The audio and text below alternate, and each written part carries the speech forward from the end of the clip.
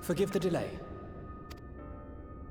We have visited every region and confirmed the presence of Ascians throughout the realm. Lest a grave predicament be made to seem hopeless, it should be noted that they are of inferior rank.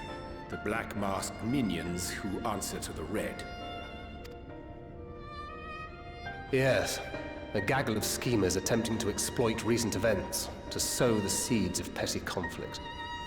Fortunately, nothing of any great concern has come of their meddling just yet. We also encountered a number of the Crystarium's former defenders, busily solving this problem and that in a bid to become warriors of light.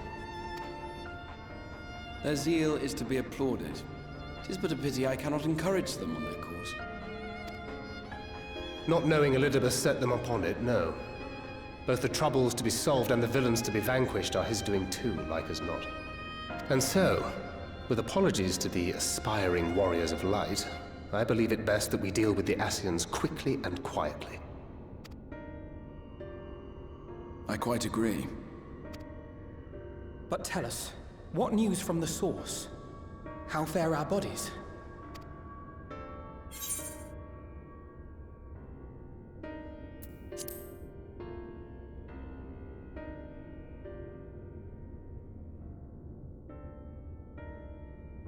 Oh dear.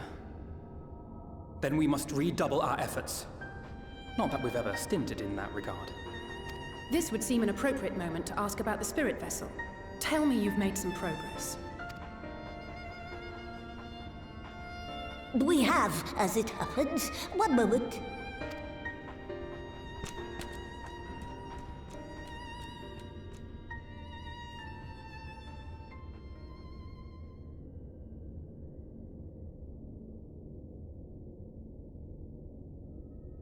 The red stones. Then this doth mean... For the benefit of all, permit us to explain. As you will recall, using white auracite as our starting point, we fashioned a vessel for mind and memory both.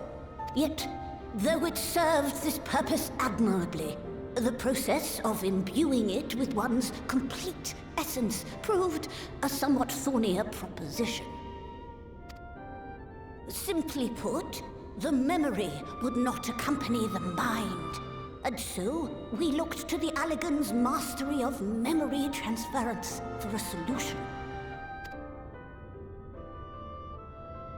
This approach was not without its own complications, however, relying as it does upon blood, which inanimate objects notably do not possess. We duly explored methods of suffusing the vessel with drops of the aforementioned. Alas, our painstaking experimentation succeeded only in making me feel faint, and singularly failed to imbue the crystal with the necessary properties.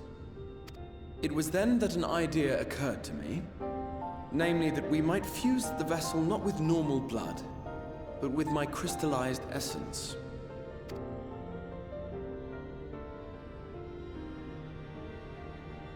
You're doing this for our sakes, so far be it from us to complain. But don't think we haven't noticed what's happening to your arm. It falls well short of offering up my life in exchange for yours, which was your only stipulated prohibition, as I recall. And it is but a small price to pay for delivering you home. Assuming it works. We shall soon know if this grisly addition will serve as a suitable conduit for the subject's memory. Though not soon enough to warrant your waiting. The test is like to take a while. Let us be off then. We have Ascians to attend to, among other things. Forgive me, but I count 6 vessels, and there are only 5 of us. One is for testing purposes. I will personally use it to see whether the crystal functions as it should. And if it does, wouldn't that mean that your soul could also return to the source? Yes. In theory, at least. But there is a distinct difference between your circumstances and mine. While your corporeal forms want for souls, my past self does not. Mayhap our essences would blend, or mayhap they would curdle. There is no telling what might occur. And you'd be willing to take that risk? I would. I see.